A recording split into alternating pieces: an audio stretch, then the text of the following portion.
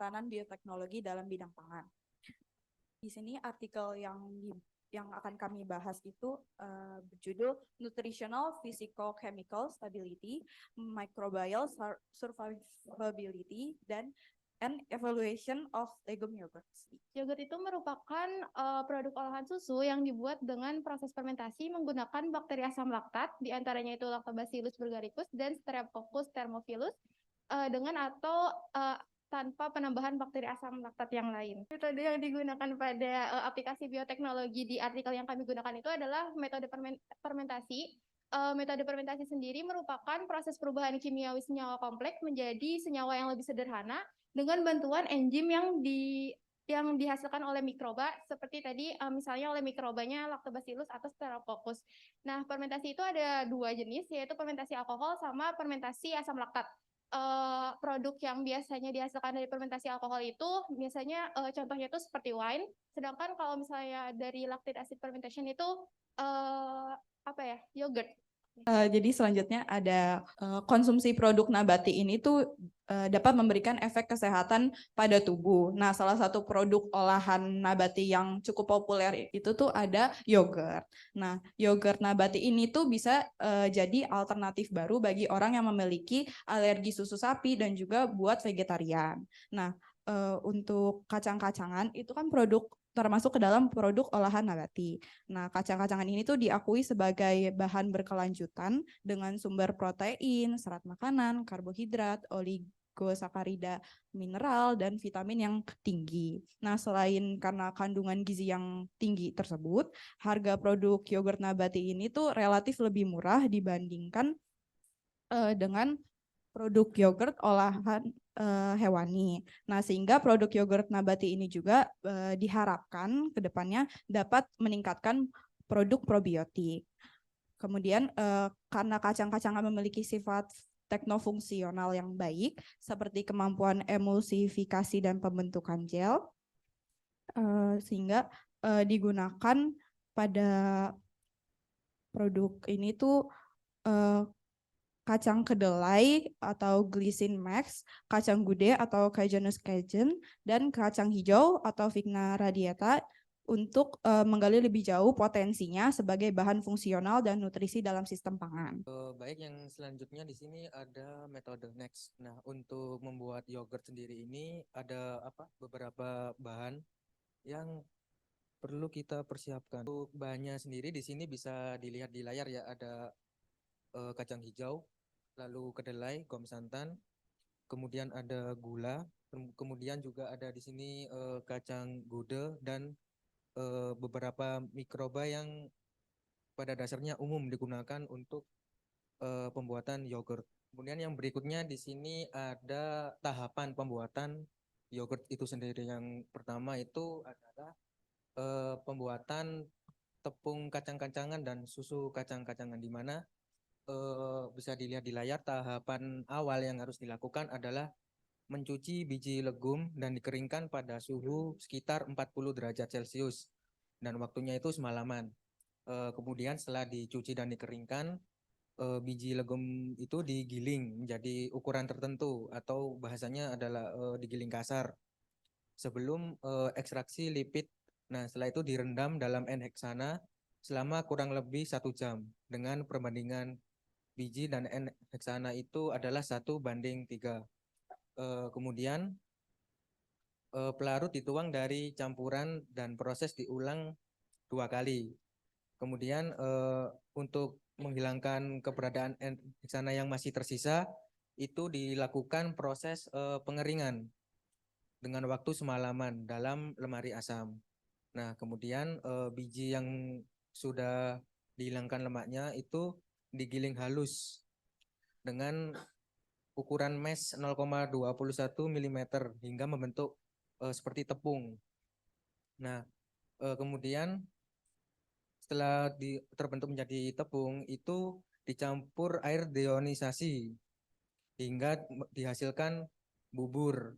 Nah, kemudian bubur tadi disaring dengan kain muslin dan fase cairnya yang dihasilkan disebut sebagai susu kacang-kacangan. Di sini ada beberapa gambar yang mungkin menurut teman-teman istilahnya asing ya. Legum itu adalah semacam kacang-kacangan. Kemudian untuk muslin sendiri itu merupakan semacam kain seperti tampilannya seperti kain kasa, itu digunakan untuk menyaring. Berikutnya di sini ada pembuatan yogurt kacang-kacangan, di mana tepung itu dimasukkan dalam air deionisasi hingga membentuk suspensi. Nah, kemudian suspensi yang terbentuk tadi dicampur dengan susu kacang-kacangan yang sebelumnya dan sambil dipanaskan hingga suhu sekitar 60 derajat Celcius. Nah, kemudian setelah dipanaskan ditambahkan gula dan gom santan, lalu kemudian dihomogenasi. Nah, kemudian setelah tercampur dipanaskan lagi pada suhu sekitar 95 derajat Celcius selama kurang lebih waktunya 15 menit. Kemudian setelah itu campuran dibiarkan dingin hingga suhunya turun di sekitar 40 derajat. Kemudian dilakukan inokulasi kultur starter. Nah, dilakukan fermentasi ini pada suhu 30 derajat hingga mencapai pH kurang lebih 4,5. Nah, kemudian yogurt didinginkan pada suhu 4 derajat Celcius. Ini berikutnya adalah komposisi kimia. Jadi biji kacang dan yogurt kacang itu dianalisis kadar airnya, kemudian kadar abu, lalu lemak dan protein berdasarkan metode AEOC pada hari 0 penyimpanan. Nah, untuk menghitung kadar air sendiri itu ditentukan dengan cara mengeringkan sampel pada oven di suhu 105 derajat Celcius hingga mencapai beratnya itu konstan. Untuk kadar abu sendiri itu bisa kita peroleh dengan memanaskan residu itu pada suhu 550 derajat Celcius. Nah, tentunya dengan menggunakan tungku peredam. Kemudian untuk mengevaluasi kandungan lemak pada yogurt itu kita bisa menggunakan metode Gerber. Sedangkan untuk menentukan protein kasarnya kita menentukan dengan cara metode Jerdal. Lalu yang berikutnya di sini ada profil asam amino, di mana di sini ditampilkan beberapa step by step yang nantinya akan terdapat fase gerak terdiri dari LUNA, itu air deionisasi, kemudian LUNB adalah asetonitril, dan LUNC air yang nantinya akan disuntikan dengan laju aliran 1 mili per menit selama analisis. Yang berikutnya di sini adalah penentuan pH dan keasaman yang dapat dititrasi. Nah, jadi untuk menentukan nilai pH sendiri itu diukur menggunakan pH meter pada suhu kamar sekitar 24 derajat Celcius atau 25 derajat. Nah, nanti hasilnya itu dinyatakan dalam bentuk presentase dengan mengikuti persamaan yang terdapat pada layar. Nah, selanjutnya di sini ada warna sampel. Jadi untuk menentukan warna sampel itu kita mengukurnya dengan kalorimeter. Di sini juga ada indikatornya, bisa mungkin dilihat di layar. Lalu berikutnya di sini adalah kapasitas menahan air. Jadi sampel ditimbang seberat 30 gram dan dimasukkan dalam tabung sentrifugasi polipropilen 50 mili. Kemudian juga diikuti dengan sentrifugasi pada 480 gram selama 10 menit pada suhu 4 derajat untuk mendapatkan whey yang dikeluarkan. Nah, untuk menghitung kapasitas menahan air itu menggunakan persamaan seperti yang ada di layar. Kemudian di sini juga ada sifat reologi. Nah, jadi untuk sifat reologi ini kita menggunakan alat yang bernama reometer. Kemudian di sini juga ada contoh gambar alat reometer. Baik, metode selanjutnya itu ada pencacahan mikroba. Pencacahan mikroba ini dilakukan untuk mengisolasi dan menghitung mikroorganisme yang hidup dalam sampel cair dengan menyebarkan sampel dalam volume tertentu ke media kultur padat yang sesuai, atau biasanya disebut metode spread plate. Nah, di sini itu dilakukan pengenceran 10 kali lipat dalam 0,1% air pepton, kemudian disebarkan 0,1 ml sampel yang diencerkan ke permukaan media agar. Nah, untuk bakteri Lactobacillus sp ini dihitung dengan agar Lactobacilli MRS dan diinkubasi secara anaerobik pada suhu 30 derajat Celcius selama 72 jam. Sedangkan untuk bakteri Streptococcus thermophilus dihitung dengan agar ST pada suhu 45 derajat Celcius selama 24 jam di bawah kondisi aerobik. Sehingga total mikroba yang didapat pada cawannya ini tuh berisi 30 hingga 300 koloni dalam sampel. Kemudian ada evaluasi sensorik. Nah, evaluasi sensorik ini dilakukan dengan menggunakan skala hedonis 9 poin dari poin 1 sangat tidak suka hingga poin 9 sangat suka. Nah, yogurtnya ini tuh disajikan pada suhu 7 sampai 10 derajat Celcius dalam gelas kertas dan diberi kode 3 digit angka. Setiap cangkir sampelnya ini tuh ditambahkan isian blueberry dan disediakan air mineral untuk membersihkan mulut agar tiap evaluasi yogurtnya itu tuh bisa terus pengujiannya ini tuh terdiri dari 8 sifat, yaitu yang pertama ada aroma, rasa, konsistensi, rasa manis, astringensi, keasaman, sisa rasa, dan juga terakhir itu ada penerimaan secara keseluruhan. Nah, yang terakhir itu ada analisis statistik. Nah, analisis statistiknya ini tuh perbedaan signifikan dari nilai rata-ratanya dengan N sama dengan 3 yang dianalisis dengan ANOVA 2 arah diikuti dengan uji POSOK 2K HSD dengan P kurang dari 0,05 menggunakan Minitab 17. Lanjut ke pembahasan hasil dan pembahasan. Nah, di sini tuh ada komposisi kimiawi dari tepung kacang-kacangan dan yogurt. Di tabel ini tuh tabel komposisi yogurt legum. Di sini tuh terdapat 7 sampel, diantaranya itu tuh yogurt kontrol, yogurt tepung kacang, dan yogurt susu kacang. Nah, kacang yang digunakan ini tuh ada 3 jenis kacang-kacangan, yaitu kacang kedelai, kacang hijau, dan juga kacang gude. Nah, di sini tuh ada presentasi dari kelembapan, kepadatan, protein, abu, dan juga lemak. Untuk presentasi pada kelembapan itu berkisar dari 81,44% hingga 88,37%. Dan untuk kepadatan itu persentasenya berkisar dari 11,63% hingga 18,56%. Nah, persentase tersebut ini tuh masih sebanding dengan yogurt pada umumnya. Nah, yogurt pada umumnya ini tuh memiliki jangkauan untuk kelembapannya itu dari antara 80 hingga 85% dan untuk kepadatannya itu dari 12 hingga 15%. Adapun yogurt susu kacang-kacangan ini memiliki kandungan protein dan kepadatan yang lebih tinggi dibandingkan yogurt tepung kacang-kacangan. Hal ini dikarenakan perbedaan konsentrasi pada yogurt legum. Nah, untuk yogurt susu kacang-kacangan ini tuh membutuhkan konsentrasi yang lebih tinggi dibandingkan yogurt tepung kacang-kacangan. Dikarenakan untuk mencapai tekstur yogurt pada umumnya itu untuk yogurt susu kacang-kacangan membutuhkan konsentrasi yang lebih tinggi, yaitu berkisar pada konsentrasi 8%. Sedangkan untuk yogurt susu tepung kacang-kacangan ini tuh dibutuhkan konsentrasi yang lebih yang lebih rendah sebesar 16%. Terus kandungan protein dari yogurt susu kacang-kacangan ini tuh sebenarnya harusnya itu lebih tinggi, berkisar di 3,10% sampai 6,43%. Tetapi hasilnya ini tuh yang didapetin itu tuh ternyata lebih rendah dari kisaran tersebut. Sedangkan dari yogurt tepung kacang-kacangan ini itu melebihi dari ekspektasi yang seharusnya, malah yang seharusnya itu ada di 1,55% hingga 3,22%. Nah, kenapa bisa terjadi hal ini? Hal ini kemungkinan dapat terjadi akibat aktivitas proteolitik yang intens selama proses fermentasi sehingga dapat meningkatkan kandungan protein dalam yogurt, khususnya di yogurt tepung kacang-kacangan.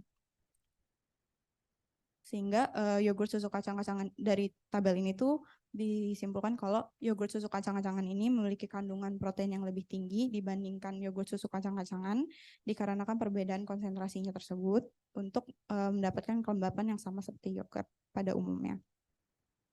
Terus di sini tuh ada komposisi kimiawi dari tepung legum atau tepung kacang-kacangan. Nah, berdasarkan tabelnya ini tuh tepung legum yang dihilangkan lemaknya ini tuh memiliki kandungan protein yang lebih tinggi dibandingkan dengan tepung kacang-kacangan lainnya dan juga tepung kedelai yang utuh. Hal ini dikarenakan proses pengeringan semalaman untuk tepung kacang-kacangan yang dihilangkan lemaknya itu. Kenapa kenapa kenapa bisa kandungan proteinnya lebih tinggi? Karena itu kan dilakukan proses pengeringan semalaman.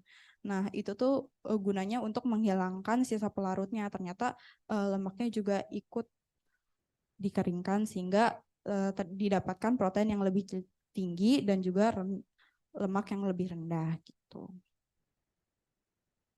Jadi dari 4 sampel ini tuh didapatkan hasil yang baik.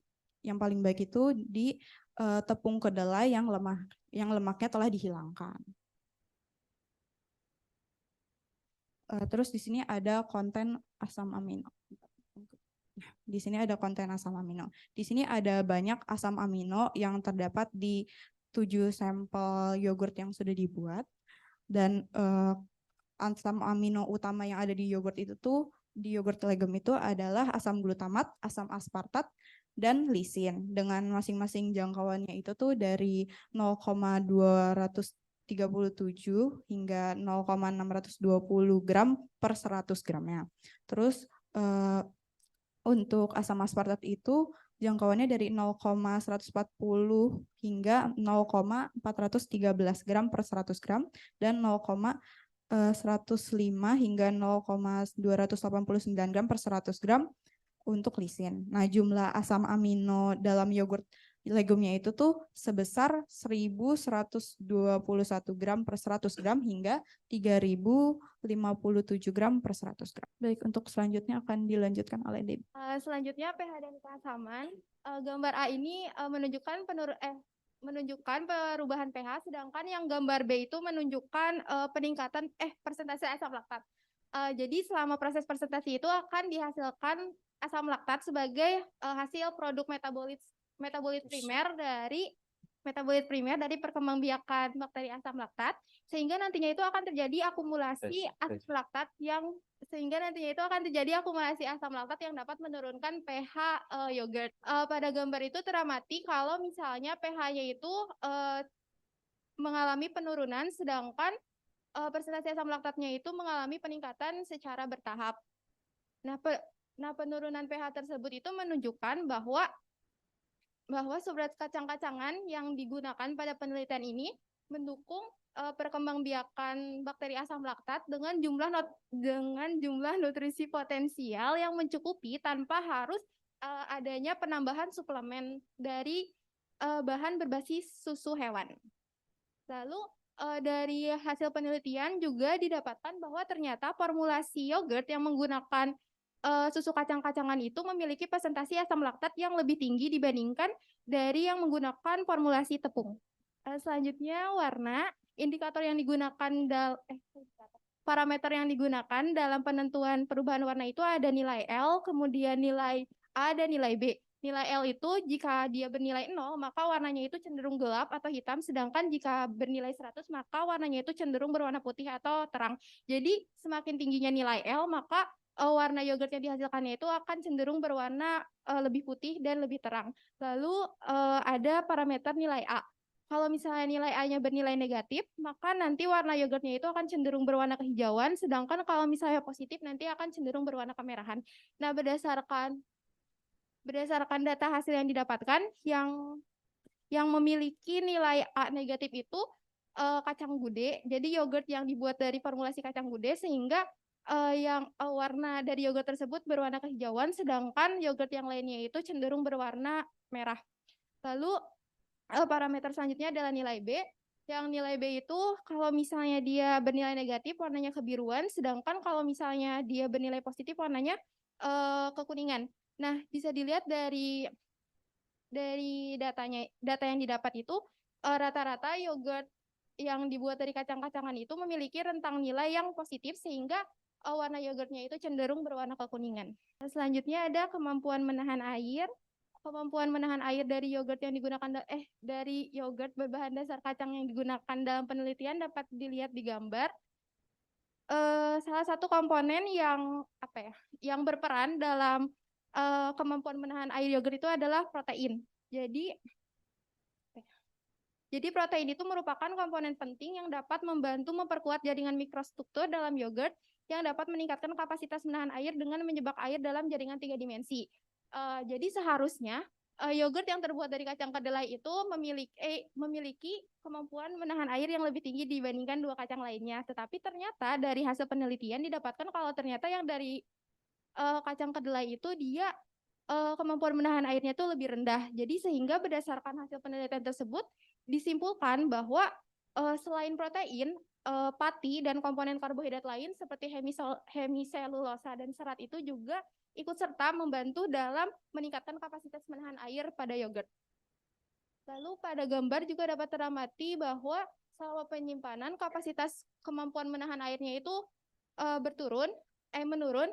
Hal itu dapat disebabkan karena adanya retrogradasi. Retrogradasi ini merupakan suatu peristiwa pembentukan kembali struktur kristal pada pati yang telah mengalami gelatinisasi sehingga jika retrogradasi terjadi maka air dalam gel yogurtnya itu akan keluar. Selanjutnya dilanjutkan teman saya. Masuk ke poin selanjutnya yaitu sifat reologi yogurt kacang-kacangan. Dari hasil itu diketahui bahwa sampel MBFY yaitu yang terbuat dari tepung kacang hijau dan MBMY yang terbuat dari susu kacang hijau itu menunjukkan hasil yang lebih tinggi dibandingkan yogurt kacang-kacangan lainnya. Sifat reologi itu juga berhubungan dengan viskositas dari yogurt kacang-kacangan. Seperti yang sudah diketahui sebelumnya, sampel MBFY dan MBFY itu memiliki nilai sifat reologi yang tinggi, jadi sudah dipastikan nilai viskositasnya juga lebih tinggi. Hal tersebut berdampak untuk komposisi protein dan pati dari dalam kacang hijau itu menunjukkan struktur gel yang lebih stabil dan kaku, sehingga sifat tersebut sesuai untuk pengembangan yogurt kacang-kacangan dibandingkan dengan jenis kacang-kacangan lain yang digunakan dalam penelitian ini. Masuk ke pembahasan kelangsungan hidup mikroba. Seperti yang sudah dibahas sebelumnya, pembuatan yogurt ini menggunakan beberapa mikroba seperti Streptococcus thermophilus dan lain-lain, di mana hasilnya itu di dalam pembuatan yogurt kacang-kacangan menunjukkan kelangsungan hidup bakteri probiotik yang baik selama penyimpanan. Nah, dilakukan penyimpanan selama 28 hari, di mana viabilitas pada bakteri Streptococcus thermophilus dan Lactobacillus sp itu lebih tinggi dibandingkan dengan bakteri Bifidobacterium longum yang digunakan juga dalam proses pembuatan yogurt di jurnal ini. Berdasarkan dari data tersebut juga bakteri B. longum itu memiliki viabilitas yang rendah. Kemudian masuk ke evaluasi sensorik, di mana dilakukan beberapa parameter seperti aroma, rasa asam, rasa manis, dan lain-lain. Intinya yang dihasilkan dari evaluasi sensorik ini bahwa masyarakat itu masih belum bisa menerima rasa yang dihasilkan dari yogurt kacang-kacangan karena rasanya bisa dibilang kurang jika dibandingkan dengan yogurt yang terbuat dari susu sapi. Oke. Untuk kesimpulannya dibacain aja.